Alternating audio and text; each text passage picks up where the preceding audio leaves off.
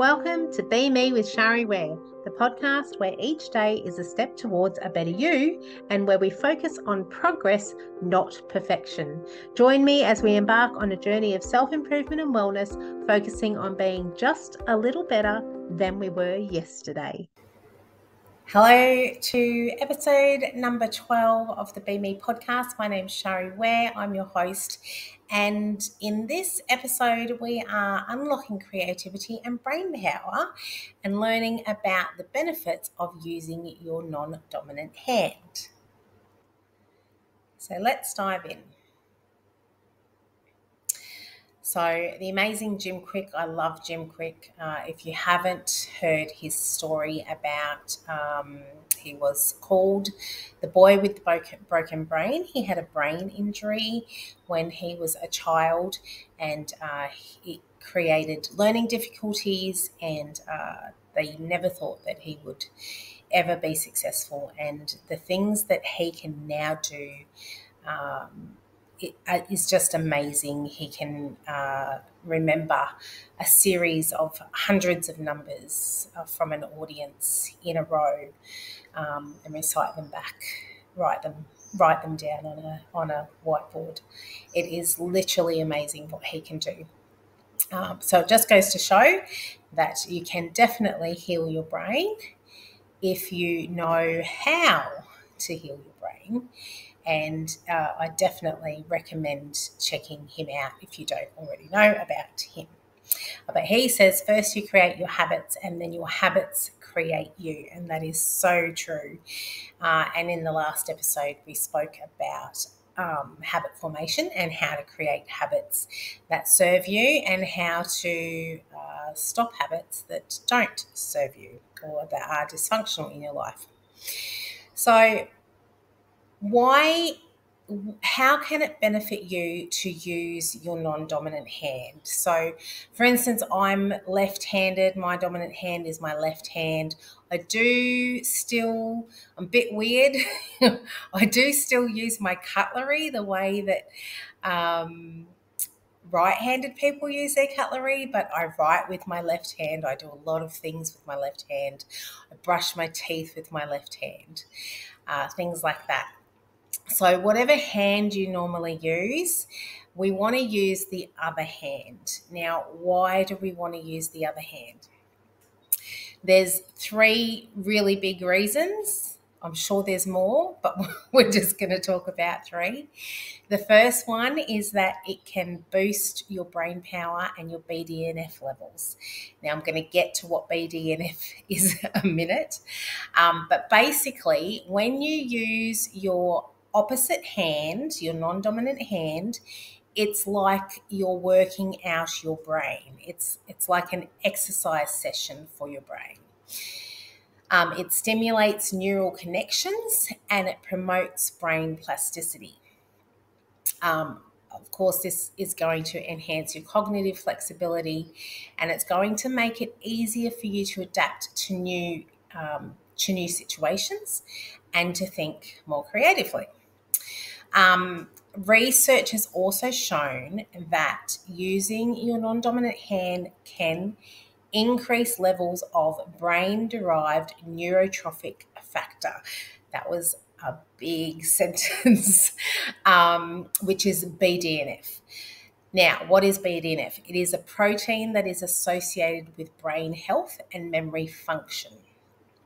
And it is, we talked about a workout for your brain or an exercise session for your brain.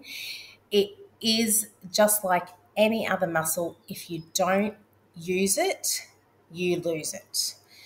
So it's really important that we do things like this to stimulate brain plasticity, new neural connections, and to increase our BDNF.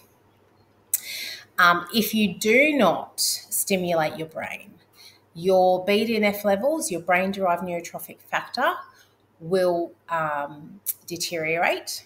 And what happens when it deteriorates? Well, it causes difficulty with learning, causes mood swings, causes depression. It also causes neurodegenerative diseases such as Parkinson's disease, Alzheimer's, and dementia. So I don't know about you, but I would like to keep my brain as well as I can for as long as I can. And this is, I'm going to say it's an easy thing to do. When you first start to do it, it doesn't seem easy, but in the scheme of things, it is a very simple thing that you can do. And as with anything, you can start out small. So that's the first thing, one of the first benefit. The second benefit is that, and we touched on this in the first one, it enhances creativity and problem solving. So when you use your opposite hand, it can stimulate the right hemisphere of your brain, and the right hemisphere of your brain is linked to creativity and intuition. So by stimulating this part of the brain, that improves your problem solving and encourages thinking outside the box, which is something we all need to do at times, especially when we have challenging situations. And last but not least, it improves motor skills, dexterity, and overall health. It When you regularly use your non-dominant hand, it significantly enhances your fine motor skills and hand-eye coordination. It's particularly beneficial for hobbies requiring precision. So if you're a painter, if you play an instrument, even cooking, and incorporating using your non-dominant hand into daily activities can risk the overuse injuries. So things like tennis elbow, things like that, repetitive strain injuries. If you are regularly, consistently using your non-dominant hand, it's going to help to reduce those. So how can you get started? It's something that it is a habit that you want to create. It's one of those functional habits that would be really awesome for you to create. And so you can employ the STEPS formula, which we've talked about in a previous episode. I'll link that in the show notes for you in case you didn't catch it or you need a refresher.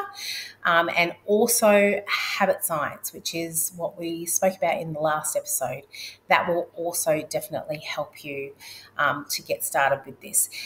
It can be anything using your non-dominant hand. It could be the most popular one, or the one most regularly talked about, is brushing your teeth with your opposite hand. I actually I started doing that, and I've just realised as I'm recording this episode that I haven't done that for a couple of weeks. So I'm going to go back to brushing my teeth with my opposite hand. I will say, if you're going to start to brush your teeth with your opposite hand, you probably want to brush your teeth extra because when you first start to do it, I actually didn't feel like my teeth were getting a good brush. So I did an extra brushing of my teeth to make sure that my teeth got a good brush before I went to bed. But as with anything, the more that you do it, the easier it gets and the better that you get at it. And I found that I was getting much better at it after a few weeks of doing it.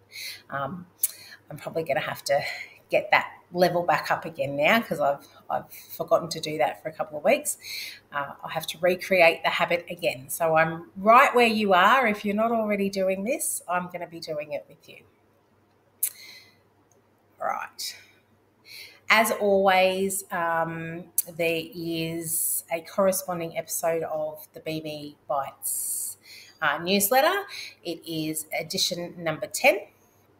And I definitely recommend you check that out because there's usually something in there that I haven't put in the podcast.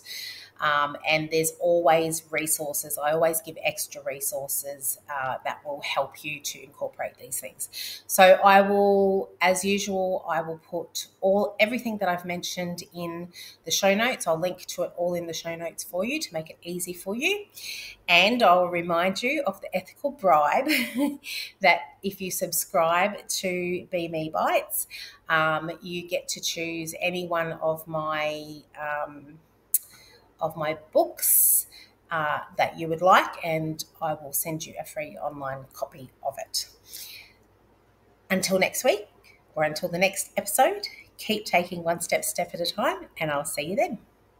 Thank you so much for joining me on this episode. Remember to check out the show notes, and if you have any comments, feedback or suggestions, I'd love to hear them. If you've received value from this podcast, make sure to subscribe, and I'd love you to rate and review the show. Have a fabulous day.